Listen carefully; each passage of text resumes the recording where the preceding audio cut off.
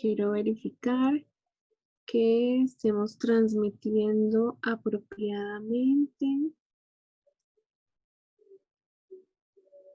Bueno, esperarte. Vamos a comenzar. Listo, ya verifiqué que estamos en vivo. Vamos a comenzar con la lectura de la República de Platón, lo que alcancemos a leer en una hora. Y vamos a hacerlo todos los días. Por favor, aquí dejen sus comentarios, sus mensajes.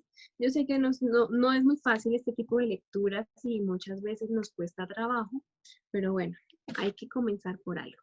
Así que voy a comenzar, lentes puestos, preparados, peinado y listo.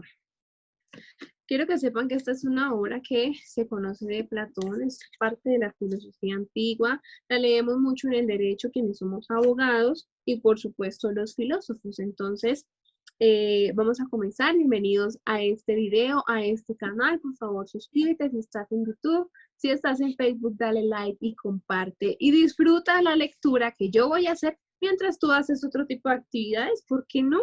Aprovechemos el tiempo. Así que vamos a comenzar. Y dice así, prólogo. Vamos a comenzar por el prólogo.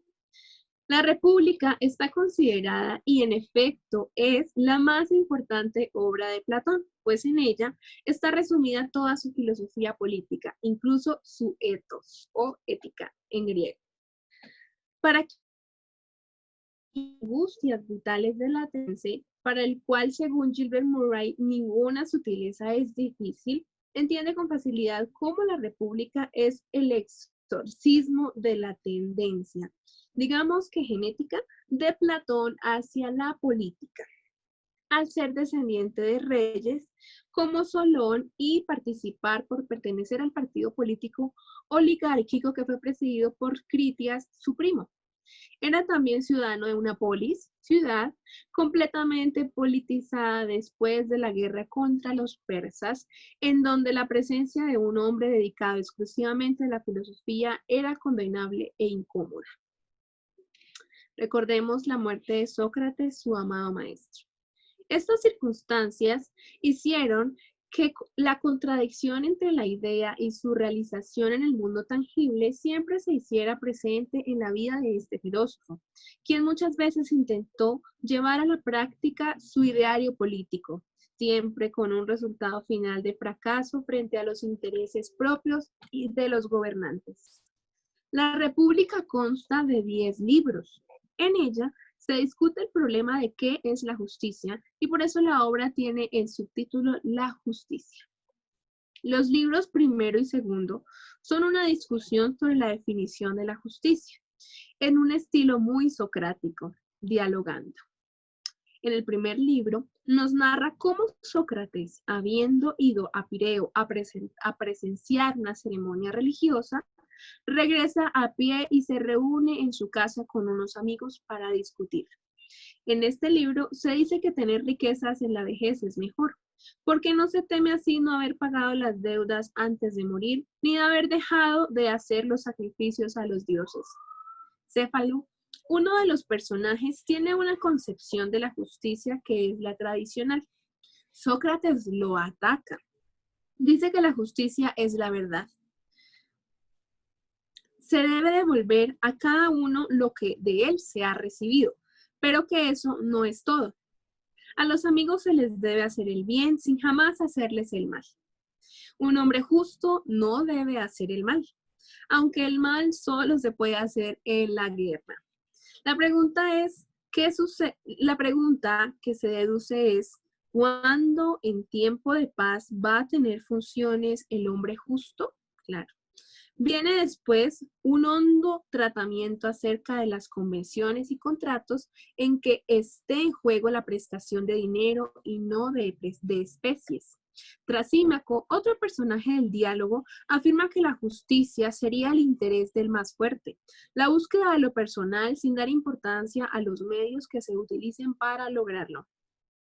Entonces, Sócrates argumenta de manera casi sofística al afirmar que la justicia se hace en interés de los demás y no en propio interés. Hay un fracaso verdadero en el intento de definir la justicia, pues el resultado de la discusión es que yo no sé nada. Este es un solo ejemplo que introducimos en los temas que vamos a encontrar dentro de este importante libro. Para comprender por qué con la República Platón hace una condena de las apariencias y de la sombra y teoriza sobre una moral justiciera y quimérica que jamás pudo implantar, aún teniendo acceso directo a los poderosos, como veremos más adelante. En la República, Platón identifica la moral individual con la teoría de la construcción civil, llamada en Grecia la politeia. La ciudad, igual que el alma humana, se compone de tres partes que vienen al ser las clases sociales: el pueblo, los vigilantes y los filósofos. En el espíritu, cada una de estas clases corresponde a sendas virtudes: la templanza, la fortaleza y la sabiduría. Claro, en primer término, la justicia como virtud capital, la cual consiste en cuanto a los efectos en el buen entendimiento o relación, el equilibrio de los hombres o individuos entre sí y con el Estado. De las diferentes clases entre ellas y con el resto de la comunidad. La justicia rige en el mundo de la política, que en Grecia no es como en nuestros estados actuales, sino que se reduce al espacio de la ciudad de la polis griega. En el mundo político de Platón, quienes deben dirigir el Estado, expedir las leyes y educar a todas las clases sociales son los filósofos. Los militares deben vigilar el cumplimiento de lo dispuesto por los filósofos y los productores o pueblo deben acatar las decisiones de las otras dos clases y sostenerlas económicamente, recibiendo a cambio educación, defensa, protección y la dirección que se requiere. Solo existe la propiedad privada en la tercera clase. Quienes están al servicio directivo de la comunidad no deberían tener intereses distintos al de realizar un buen gobierno. Miren qué difícil es esto. La educación es el factor que decide a qué clase pertenecerá el individuo y según sus méritos y aptitudes. Quienes reciben la máxima educación son los filósofos, que por lo tanto deben llevar sobre sus hombros la responsabilidad del manejo del Estado. La República es un ejemplo de subordinación del individuo al interés de la comunidad, bajo un régimen energéticamente autoritario que hace cumplir a cabalidad la justicia, virtud en sumo grado capital. Platón lleva dentro de la tragedia de su tenaz socratismo y de su iluminada aristocracia. Él mismo decía: muestro a los hombres sencillamente su deber y me contestan que mi estilo es encantador. Su creencia era que el Estado y la sociedad griega se estaban desmoronando por culpa de la desobediencia a la ley y porque la corrupción se había generalizado. Entonces pensó que para fortalecer un orden necesario debía intervenir la filosofía con una ética política que pusiera una luz en lo jurídico y también en las costumbres. Se convirtió así en un filósofo político. Bueno, este era el prólogo. La verdad es que es tan actual como imposible de materializar en la realidad.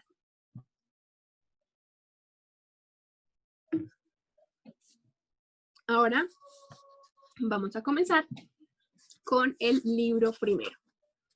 A ver si lo podemos ver acá. No, así. Es que puse un fondo espectacular porque estamos en Grecia, estamos leyendo a Platón. Libro primero. La República o de lo justo. Recuerden que la expresión de la República en español se traduce del griego la cosa pública. No tanto la República, sino la traducción es la cosa pública. Pero bueno, es un nombre más comercial de la República. Comenzamos. Libro primero. No se me aburran. Esto es un diálogo. Imagínenlo. Sócrates. Cuando yo lea un nombre es porque es la persona que va a intervenir. Aquí empieza Sócrates hablando. Dice Sócrates: fui ayer al Pireo con Glaucón, hijo de Aristón, para dirigir mis oraciones a la diosa Bendis, dice acá. Es una divinidad lunar.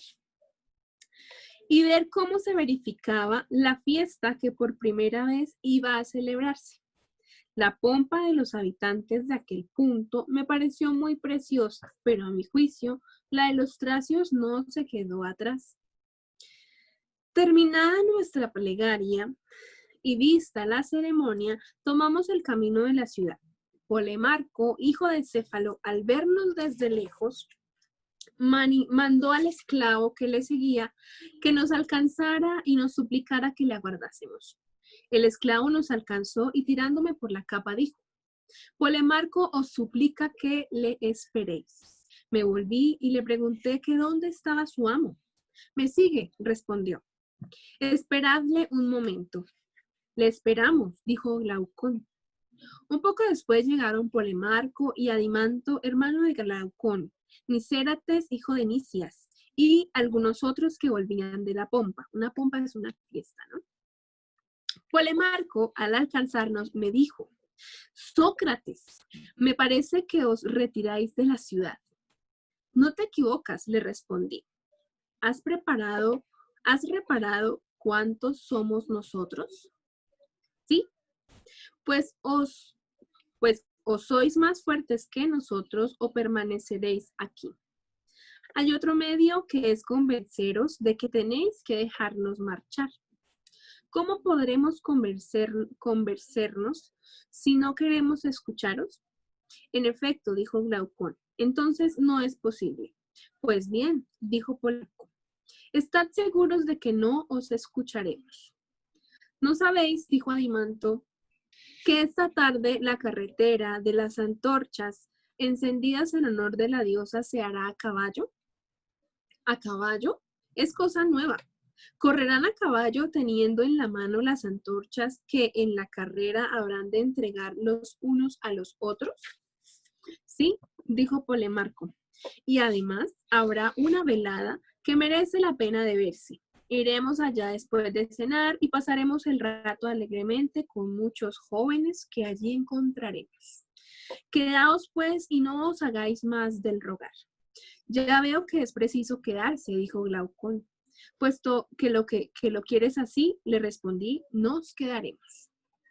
Nos fuimos pues a la casa de Polemarco, donde encontramos a sus dos hermanos, Licias y Euditemo, con Trasímaco de Calcedonia, Carmántides del pueblo de Peanea y Clitofón, hijo de Aristónimo. Céfalo, padre de Polemarco, también estaba allí. Hacía mucho tiempo que no le había visto y me pareció muy envejecido. Estaba sentado, tenía apoyada su cabeza en el cojín y llevaba en ella una corona, porque en aquel mismo día había hecho un sacrificio doméstico.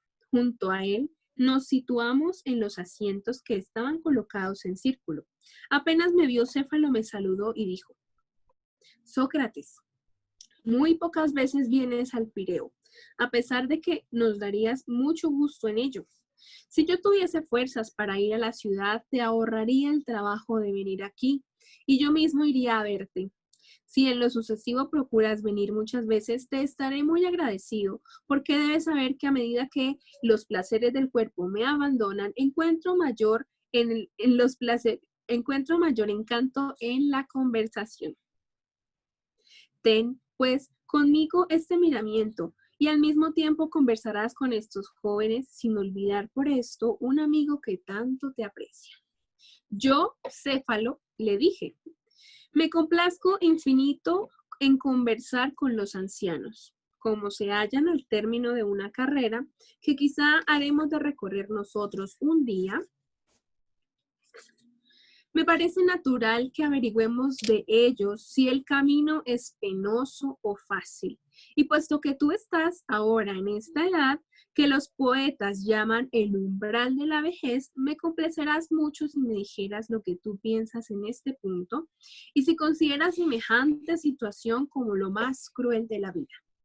Sócrates, me respondió, te diré mi pensamiento sin ocultarte nada.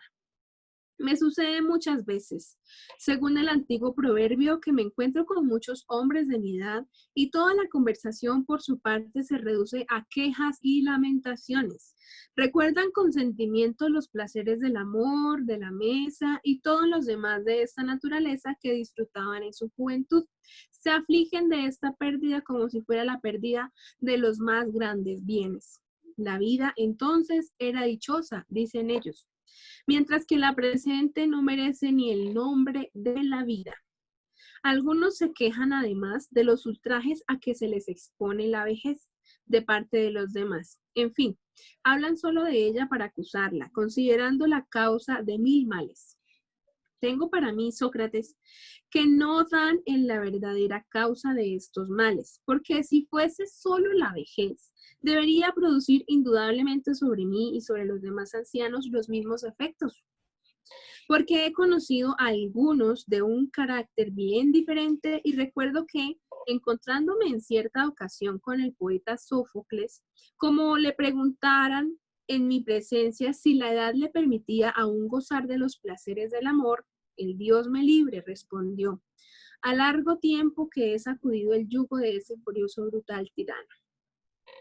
Entonces, creí que decía la verdad, y la edad no me ha hecho mudar de opinión. La vejez, en efecto, es un estado de reposo y de libertad respecto de los sentidos. Cuando la violencia de las pasiones se ha relajado y se ha amortiguado su fuego, se ve uno libre, como decía Sófocles, de una multitud de furiosos tiranos. En cuanto a las lamentaciones de los ancianos de que hablo y a los malos tratamientos de que se quejan, hacen muy mal, Sócrates, en achacarlos a su ancianidad, cuando la causa es su carácter. Con costumbres suaves y convenientes, la vejez es soportable, pero con un carácter opuesto, lo mismo la vejez que la juventud son desgraciadas. Me encantó esa respuesta para comprometerle más y más en la conversación, añadí. Estoy persuadido, Céfalo, de que al hablar tú de esta manera, los más no estimarán tus razones, porque se imaginan que contra las incomodidades de la vejez encuentras recursos más que en tu carácter, en tus cuantiosos bienes. Porque los ricos, dicen ellos, pueden procurarse grande alivio. Dicen la verdad. Ellos no me escuchan y ciertamente tienen alguna razón en lo que dicen, pero no tanta como se imaginan. Ya sabes, la respuesta que Temístocles dio a un habitante de Céfira, que le echaba en cara que su reputación la debía a la ciudad donde había nacido, más bien que a su mérito. Es cierto, respondió, que si yo hubiera nacido en Céfira, no sería conocido, pero tú no lo serías aunque hubieras nacido en Atenas. La misma observación puede hacerse a los ancianos poco ricos y de mal carácter, diciéndoles que la pobreza haría quizás la vejez insoportable al sabio mismo, pero que sin la sabiduría nunca las riquezas la harían más dulce. Pero repliqué yo, esos grandes bienes que tú posees, Céfalo, ¿te han venido de tus antepasados o los has adquirido tú en su mayor parte? ¿Qué he adquirido yo, Sócrates? En este punto ocupo un término medio entre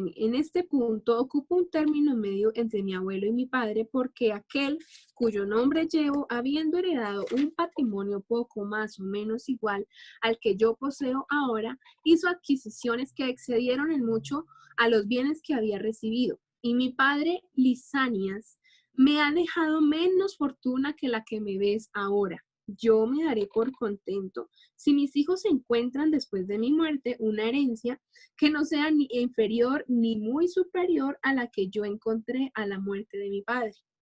Lo que me ha obligado a hacerte esta pregunta, le dije, es que me parece que no tienes mucho apego a las riquezas, cosa muy ordinaria en los que no han creado su propia fortuna. Mientras que los que la deben a su industria están más doblemente apegados a ella porque le tienen cariño, en primer lugar por ser obra suya, como aman los poetas sus versos y los padres a sus hijos. y la tienen también cariño como los demás hombres por la utilidad que les reporta. También es más difícil comunicar con ellos y solo tienen en estima el dinero. Tienes razón, dijo Céfalo. Muy bien, añadí yo. Pero dime ahora, ¿cuál es, a tu parecer, la mayor ventaja de las riquezas que procuran? ¿Cuál es la mayor ventaja que las riquezas procuran? No espero convencer a muchos de la verdad de lo que voy a decir. Ya sabrás, Sócrates, que cuando se aproxima el hombre al término de su vida, tiene temores e inquietudes sobre cosas que antes no le daban ningún cuidado.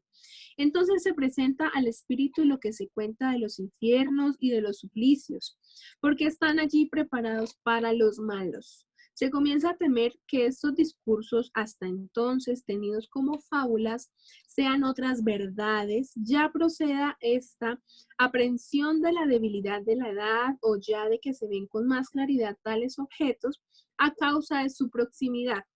Lo cierto es que está uno lleno de inquietudes y de terror. Se recuerdan todas las acciones de la vida para ver si se ha causado daño a alguien. El que al examinar su conducta la encuentra llena de injusticias, tiembla y se deja llevar de la desesperación y algunas veces durante la noche el terror le despierta despavorido como a los niños.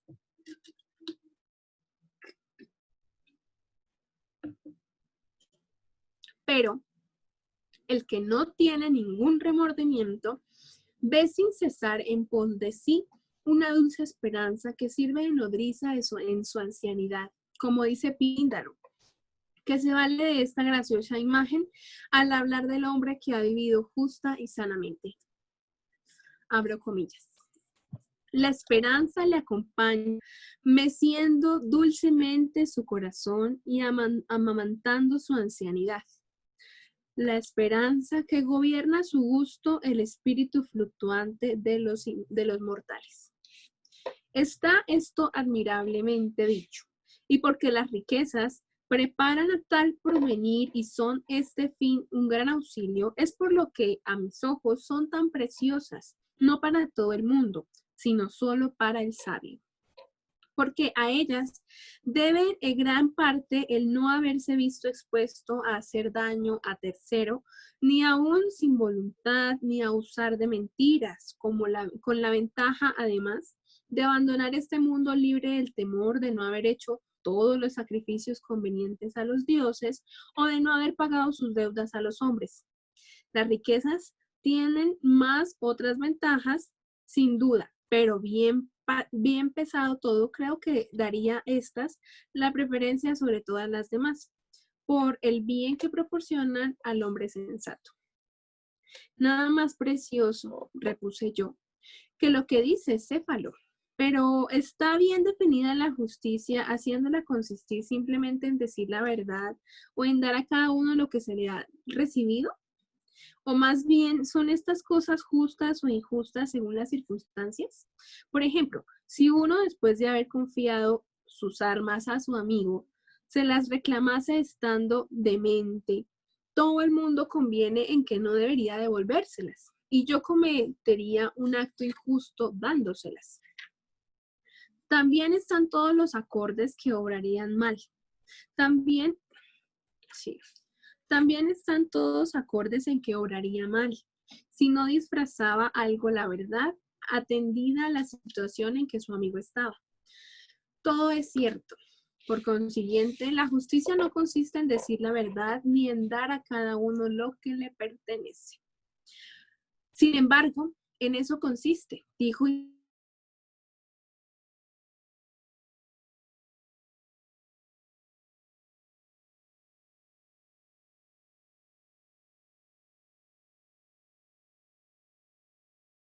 cuanto que voy a concluir mi sacrificio.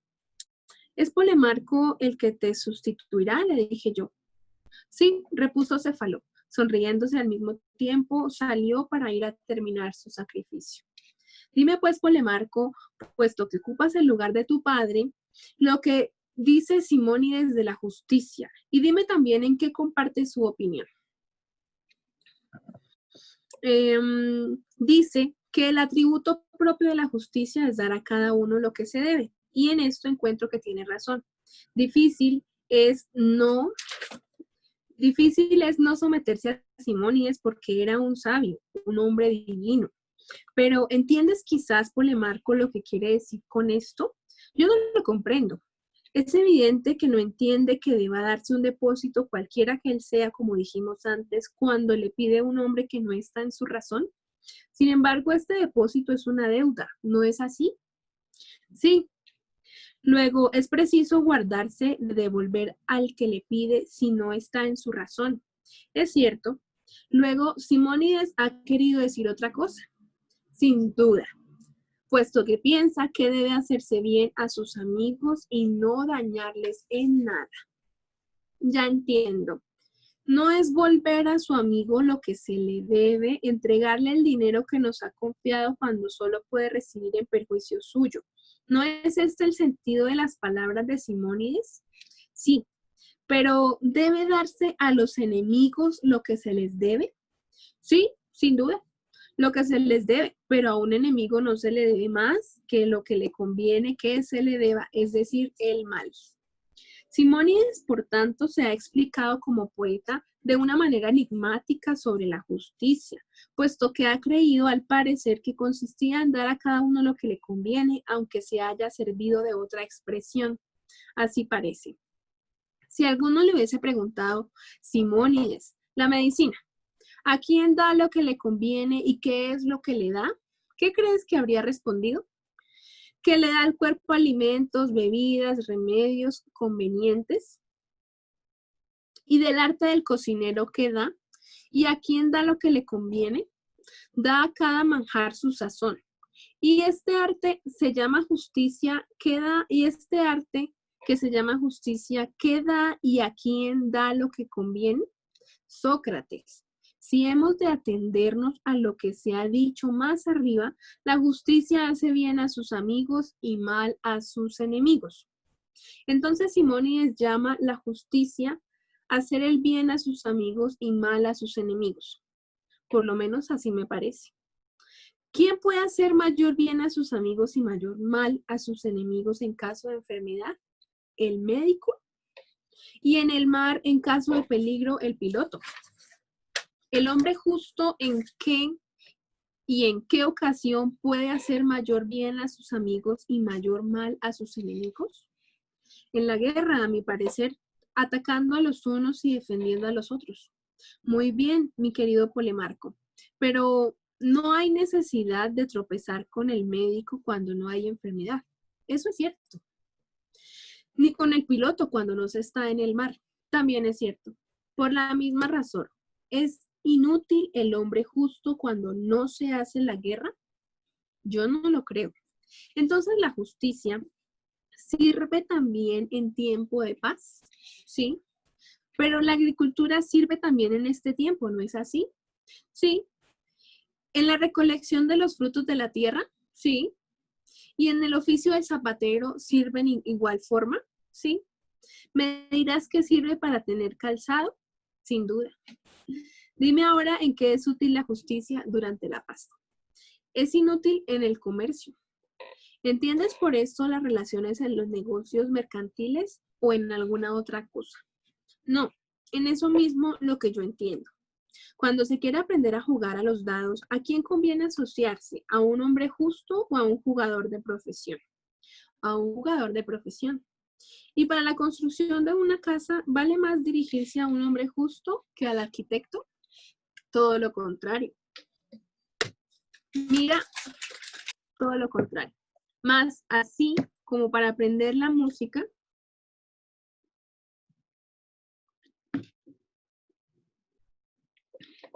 más así como para aprender la música me dirigiré al músico, con preferencia al hombre justo. ¿En qué caso me dirigiré más bien a este que a aquel? Cuando se trata de emplear dinero, quizá no sea cuando se trate de emplear dinero.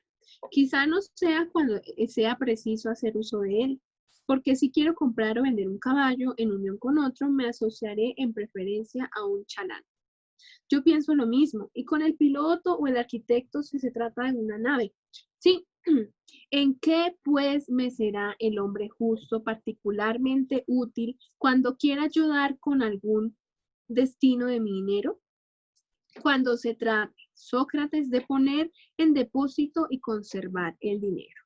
Es decir, cuando no quiera hacer ningún uso de mi dinero, sino dejarlo ocioso. Sí, verdaderamente. De esta manera la justicia me será útil cuando mi dinero no me sirva para nada, al parecer. Luego, la justicia me servirá cuando sea preciso conservar una podadera sola o con otras, pero si quiero servirme de ella, me dirigiré al viñador. Asimismo, en buena hora. Asimismo, me dirás que si quiero guardar un broquel o una lira, la justicia me será buena para esto, porque si quiero servirme de estos instrumentos, deberé acudir al músico y al maestro de esgrima. Así es.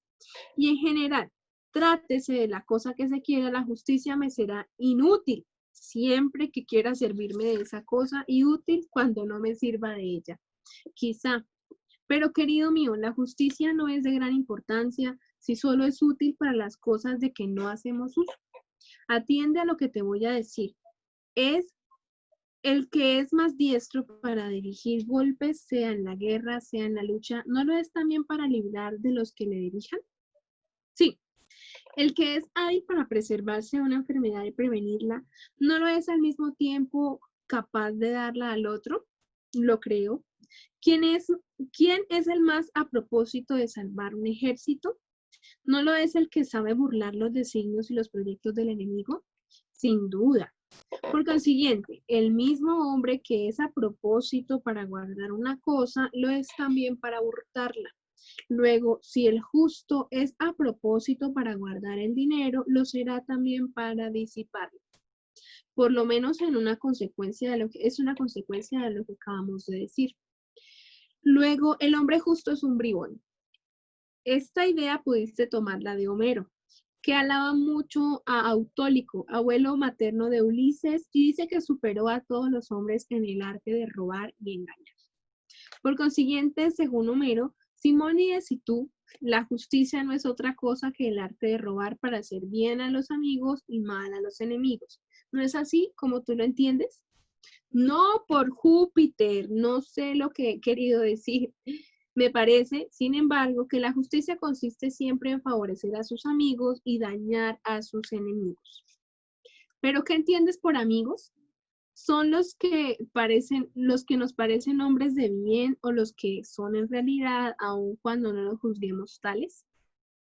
Otro tanto digo de los enemigos. Me parece natural amar a los que se creen buenos y aborrecer a los que se creen malos.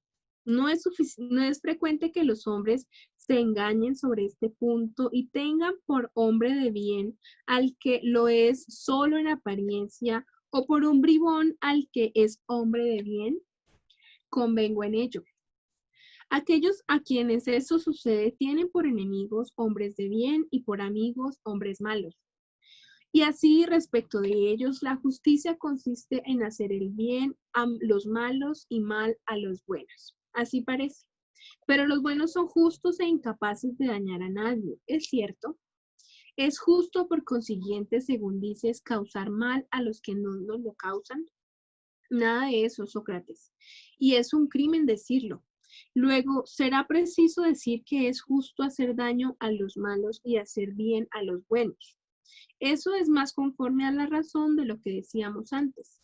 De aquí resultará, Polemarco, que para todos aquellos que se engañan en los juicios que forman de los hombres, será justo dañar a sus amigos porque los mirarán como malos, y hacer bien a sus amigos por la razón contraria. Conclusión opuesta a lo que supusimos que decía Simónides. La consecuencia es necesaria, pero alteremos algo la definición que hemos dado del amigo y del enemigo, porque no me parece exacta. ¿Qué era lo que decíamos, Polimarco? Dijimos que nuestro amigo es el que nos parece hombre de bien. ¿Qué alteración quieres hacer? Quisiera decir que nuestro amigo debe a la vez parecernos hombre de bien y serlo realmente. y que el que lo parece sin serlo solo es nuestro amigo en apariencia. Lo mismo debe decirse de nuestro enemigo. En este concepto, el verdadero amigo será el hombre de bien y el malo, el verdadero amigo, el verdadero enemigo. ¿Sí? ¿Quieres que por consiguiente que cambiemos algo a lo que dijimos respecto de la justicia al decir que consistía en hacer bien al amigo y mal al enemigo y que añadamos siempre que el amigo sea hombre de bien y que el enemigo no lo sea? Sí, encuentro eso muy en su lugar. Pero es posible que el hombre justo haga mal a otro hombre, cualquiera que sea. Sin duda, debe hacerlo a sus enemigos, que son los malos. Cuando se maltrata a los caballos, ¿se hacen peores o mejores? Se hacen peores. Pero ¿se hacen tales en virtud de que es propia de esta especie de animales o en la que es propia de los perros? En la que es propia de su especie. ¿No diremos igualmente que los hombres a quienes causan mal se hacen peores en virtud que es la propia del hombre? Sin duda. ¿No es la justicia la virtud propia del hombre? Sin contradicción. Así pues, mi querido amigo, necesariamente los hombres a quienes se causa mal se han de hacer más injustos. Así parece. Pero un músico puede en virtud de su arte hacer alguno ignorante en la música.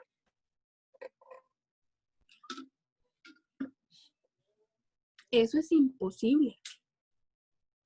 ¿Un picador puede mediante su arte hacer de alguno un mal jinete? No. ¿El hombre justo puede mediante la justicia hacer a un hombre injusto? Y en general, ¿los buenos pueden por su virtud hacer a otros malos? Eso no puede ser. Porque el enfriamiento no es en efecto de lo caliente, sino de su contrario, así como la humedad no es efecto de lo seco, sino de su contrario. Sin duda, en efecto de lo bueno no es tampoco del dañar, así es el efecto de su contrario. Sí, pero el hombre justo es bueno, seguramente. Luego, no es lo propio del hombre justo el dañar ni a su amigo ni a ningún otro, sino lo que es de su contrario, es decir, del hombre injusto. Me parece, Sócrates, que tienes razón. Por consiguiente, si alguno dice que la justicia consiste en dar a cada uno lo que se debe, y si por esto entiende que el hombre justo no debe más que mal a sus enemigos, así como bien a sus amigos, este lenguaje no es propio de un sabio, porque no es conforme a la verdad. Y nosotros acabamos de ver que nunca es justo hacer daño a otro. Estoy de acuerdo.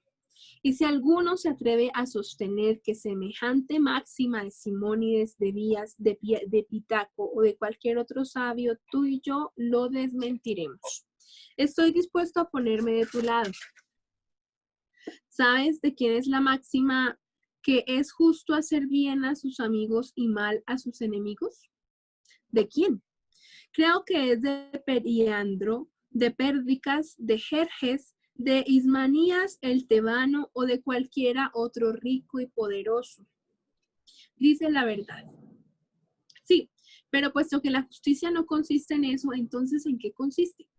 Durante nuestra conversación, Trasímaco había abierto muchas veces la boca para interrumpirnos. Los que estaban sentados cerca de él se lo impedían, porque querían oírnos hasta la conclusión. Pero cuando nosotros cesábamos de hablar, no pudo contenerse. Y volviéndose de repente, se vino a nosotros una bestia feroz para devorarnos. Polemarco y yo nos sentimos aterrados. Enseguida, tomándola conmigo, me dijo: Sócrates, ¿a qué viene toda esa palabrería? ¿A qué ese pueril cambio de mutuas concesiones? ¿Quieres saber sencillamente lo que es la justicia? No te limites a interrogar y a procurarte la necia gloria de refutar las respuestas de los demás. ¿No ignoras que es más fácil interrogar que responder? Respóndeme ahora tú. ¿Qué es la justicia? Y no me digas qué es lo que conviene, lo que es útil, lo que es ventajoso, lo que es lucrativo, lo que es provechoso. Responde neta y precisamente porque yo no soy hombre que admita necedades como buenas respuestas. Al oír estas palabras yo quedé absorto. Le miraba temblando y creo que hubiera perdido el habla si él me hubiera mirado primero. Pero yo había fijado en él mi vista en el momento en que estalló su cólera. De esa manera me consideré en estado de poderle responder y le dije no sin ningún miedo. Trasímaco, no te irrites contra nosotros. Si Polemarco y yo hemos cerrado en nuestra conversación, vive persuadido de que ha sido contra nuestra intención.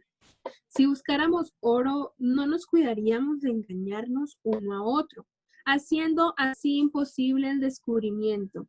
Y ahora que nuestras indicaciones tienen un fin mucho más precioso que el oro, esto es la justicia, ¿no crees tan insensatos que gastemos el ¿Nos crees tan insensatos que gastemos el tiempo en engañarnos en lugar de consagrarnos seriamente en descubrirla? Guárdate de pensar, querido mío, así. No por esto dejo de conocer que esta indagación es superior a nuestras fuerzas, y así a vosotros todos. Que sois hombres entendidos, debe inspirarnos un sentimiento de compasión y no de indignación nuestra flaqueza. Por Hércules, replicó Trasímaco con una sonrisa reforzada. He aquí la ironía acostumbrada de Sócrates. Sabía bien que no responderías y ya había prevenido a todos que apelarías a tus conocidas mañas y que harías cualquier cosa menos responder. Eres travieso, Trasímaco, le dije. Sabías muy bien que si preguntaste a uno de estos ¿de qué se compone el número 12? Añadiendo, no me digas que es 2 veces 6, 3 veces 4, 6 veces 2, 4 veces 3, porque no me contentaré con ninguna de estas respuestas. Sabías, digo, que no podría responder una pregunta hecha de esta manera. Pero si él te dice a su vez, Trasímaco, ¿cómo explicas la prohibición de que me impones de no dar ninguna de las respuestas que tú acabas de decir? Y si la verdadera respuesta es una de esas, ¿quieres que diga otra cosa que la verdad? ¿Cómo entiendes tú esto?